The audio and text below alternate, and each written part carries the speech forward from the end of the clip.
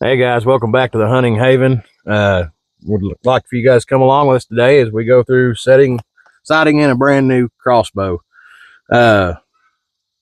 First time people may be getting into crossbows instead of compounds. They're a little bit easier to get sighted in and get in the woods with. So we're going to bring you along as we sight this new crossbow in that Alex has, and we'll walk you through it as we go. Guys, we're back.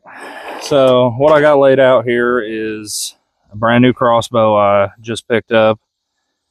Been holding on, doing too much to it. That way I could bring you guys a little video of how to get the scope adjusted and sighted in for a crossbow. This one here is a Killer Instinct Fuel 415. Pretty nice bow. Wasn't super expensive. Got it at the old Wally World. So a lot of your crossbows are going to come with just a standard pull string. Probably won't even have this. It'll probably have double hooks. But some of them do come with a carriage style pull string. This particular bow here does come with a silent crank. We'll show you how that works here shortly. You'll see it plenty when I'm going to sight in. And that's what that's for. A lot of times when you buy a new crossbow from the store, it's going to come in the box. The limbs and bow portion are going to be separate from the frame and housing, along with the scope. There's instructions in there how to put it together. We won't go through all that today. So let's take you guys over here real quick and we'll start getting sighted in for shooting and we'll see how it goes.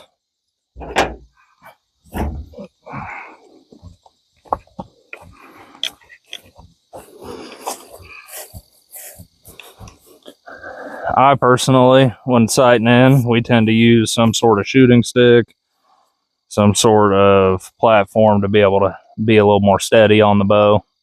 That way we're not shaking all over the place, trying to get a good sight in. So this one here with the crank, grab one of our arrows here. We'll lay it out, that way it's out of the quiver already. There's a foot stirrup in the bottom. We're gonna go ahead and put our foot in there. This particular bow has a crank, but it's about the same aspect as with the pull cord. This one here, we're going to take our two hooks. We're going to hook one there, and you want to hook them as close as you can to the frame of the crossbow, the rail.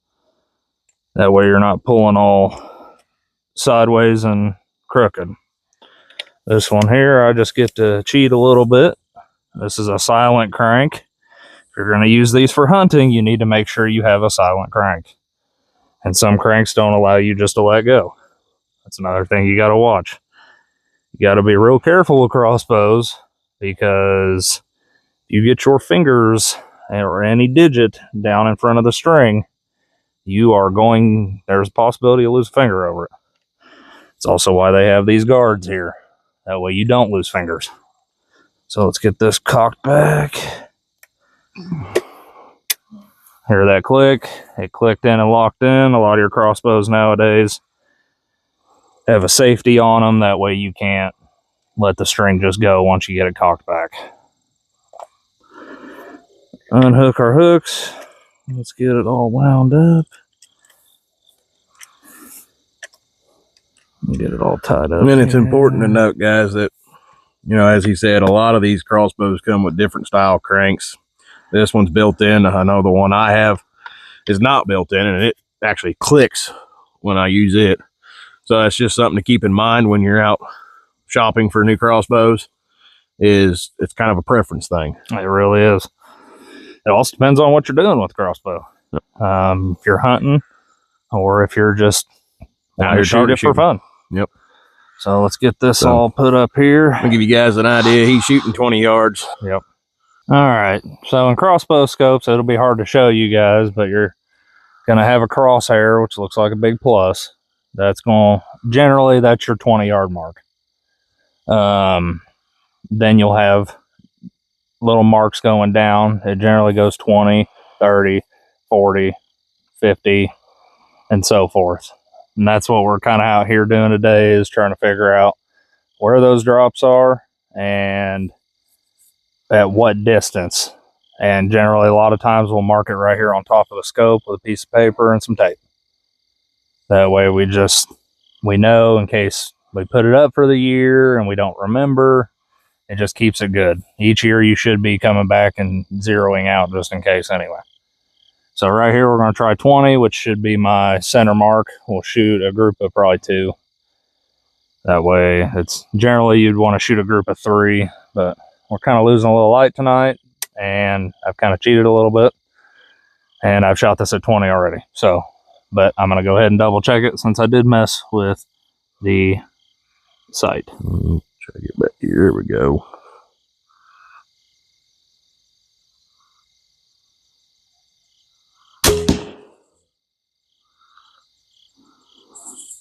It looks like I shot quite right on that. So what we're going to do, you'll have these caps here on the top of your scope. We'll go ahead and remove them. They just unscrew and you got a little turn dial in there. So let's go ahead and get them both off real quick. And don't lose these. It looks like we're level and shot right.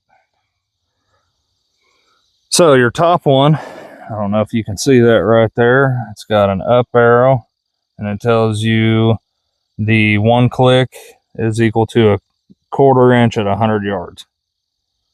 Or a little shorter, so it's going to take a few more clicks. But since I know I'm right with scopes, we need to bring it left. We run away from it. When you're using scopes and bullets, you run away from your arrow or bullet. When you're using a compound bow, completely different. We'll go over that one day. We'll leave that for another video. So let's go ahead and check which way we're going. We're going left. I like to use the cap. I'm gonna turn. I'm quite a far off, so I'm gonna go ahead and click it. Probably 3/4 of a turn. Take our cap, keep it with us. Then we're gonna crank again. Crossbow sighting in can be a little slow if you're using a crank, but a crank saves your back with this having 210 pounds of draw weight. That's quite a bit. Not saying we can't do it, but when you take about 20 shots, Yeah, kind of a different story. you can get wore out pretty quick. Especially at 210 pounds. Which a lot of times with your crossbow anyway, you're not pulling that full weight due to some mechanical advantage out of the pulleys on the crank and or cocking rope. The biggest thing is you just want to make sure that you are cocking this evenly. Otherwise you will have a really, really hard time of trying to get it zeroed.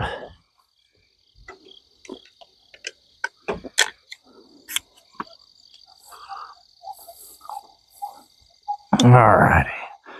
And a lot of your crossbows, they do automatically put it on safe when you cock them back as a safety feature.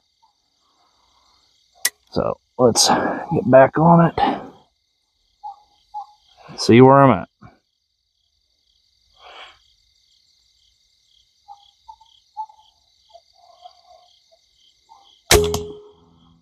There we go.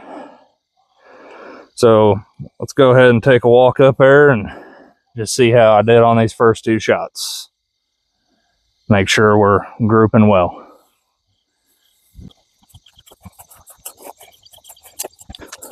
So it does look like I could stand to come up a touch, just a touch. This was my first shot. This was my second. So I know I needed to run away from it to bring it back to the left. When pulling arrows, let's get real close to the bag and pull out. 1 arrow at a time. That's going to be the best way to do it. And that's going to save you from snapping arrows, especially if you're using a compound bow.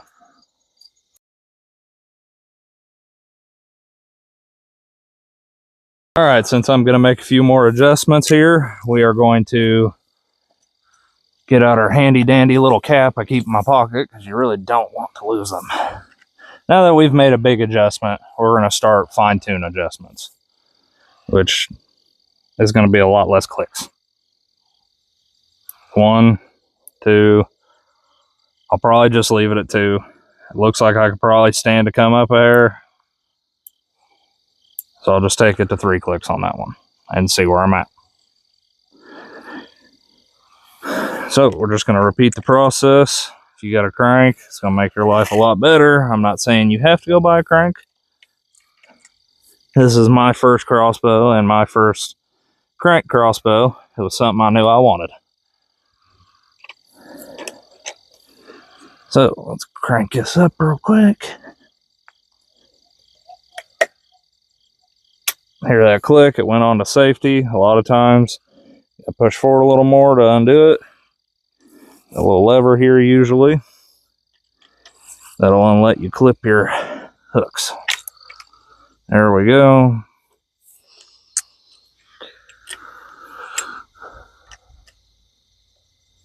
Put my crank back in my pocket because I really don't want to lose that, because then I am stuck throwing it by hand. And a lot of times when you're putting your arrows in, you want to push from out here is what they say is the safest spot. I guess it'll glance more off your fingers instead of trying to take a finger with it. All right, let's get us another shot.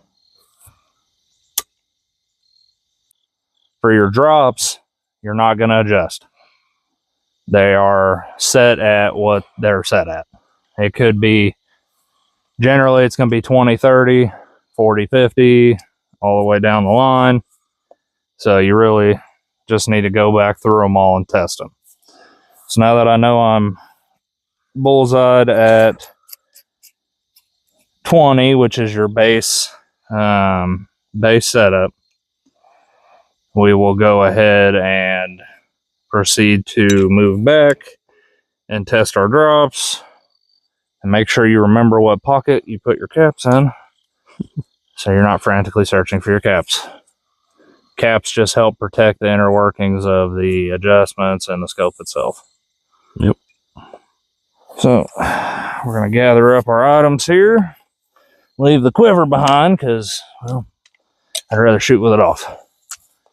Like I said earlier, we got pre-marked out, so we kind of already know a rangefinder is important to, well, basically everything. If you're going to do any sort of compound archery and or shooting, really, you need to have a reliable rangefinder with you.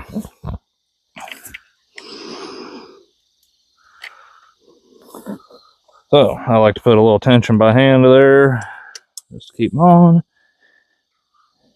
and we'll crank it back on up.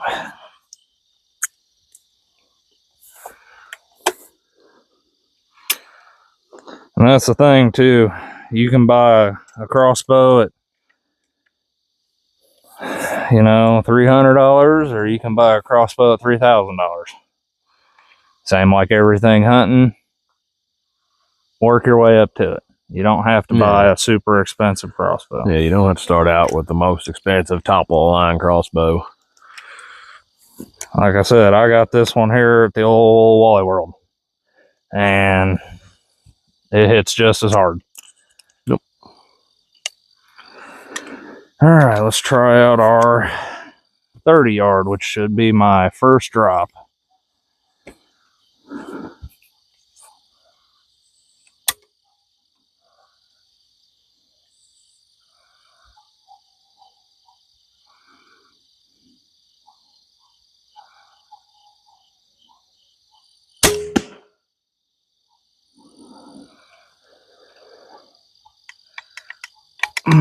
Well, seen something fly off of that. Could be a fletch, but let's go check that, because I'm pretty sure it hit dead center.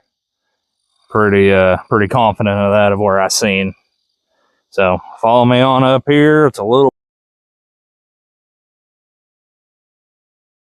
So that was a fletch that I decided to murder. Awesome. And nope, wasn't a fletch. Never mind, it was fluffies out the back of our target.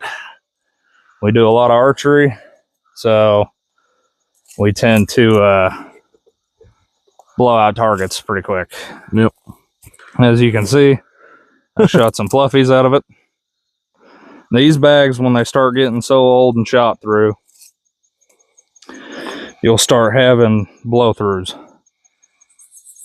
What I like to do when I get a bag like this, and I know I'm shooting my heavy crossbow or any of my bows really, rotate the sides. You can watch one side start bulging out, where you're starting to push all of this, what looks to be like a t-shirt material. I mean, I don't know what's all in there. That looks, I mean, that has some sort of pattern. And this is the hardest part. I mean, I'll put my foot on here because now I'm fighting all the garbage. And now you can see my fletching is kind of twisted up a little bit. What I've heard you can do is dip them in some hot water. I think that tends to straighten them back out. So there's a little bit of that for you guys. And so now that we know that's 20 and 30, how about we push the distance a little bit and see if we can go back a little further.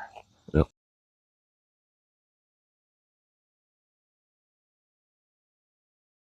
I'm feeling a little brave, I should say. Got my rangefinder here, which is currently out of batteries apparently, so that's fun.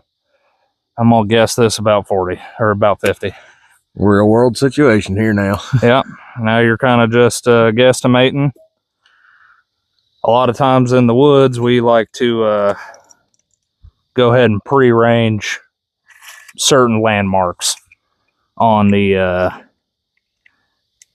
spot we're hunting.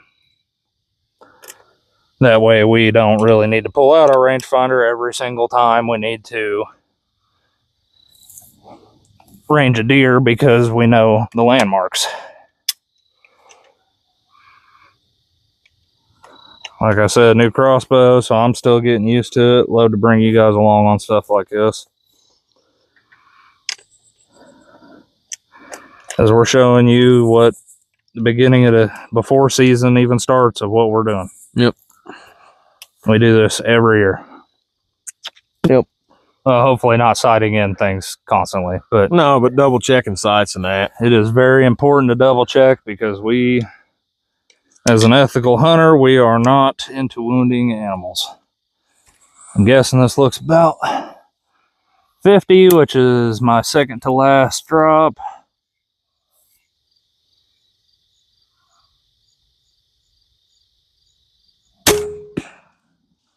That was not 50. So I punched top of the bag on that one. Yeah, which it happens. I mean, you're not always going to get it right. And that's what we aim to bring you guys. I could hear it tink back through there. Yeah, she's in a ravine back here. It's good to have a good backstop. Yeah, hang on. Back here, we tend to have a giant hillside ahead of us. Yeah. So this is kind of a flat right here. And then right where the targets are right there. All right, guys. On that note there, we will spin you around here for me. And on that note there, I'm hoping we brought to you the gist of sighting in any scope, really. Because a lot of your scopes are going to have drops in them. And it's important to take the time to find these drops. That way you can limit the factor of blowing too high or too low through a target, especially when it comes to a deer. So if you guys have any questions, leave them down in the comments for us. Look forward to see you on the next one, and hope you enjoyed the video. If you have any questions, we'll answer them. Take it easy, guys. Don't forget, drop a comment, like, subscribe. We'll see you on the next one, guys. See you.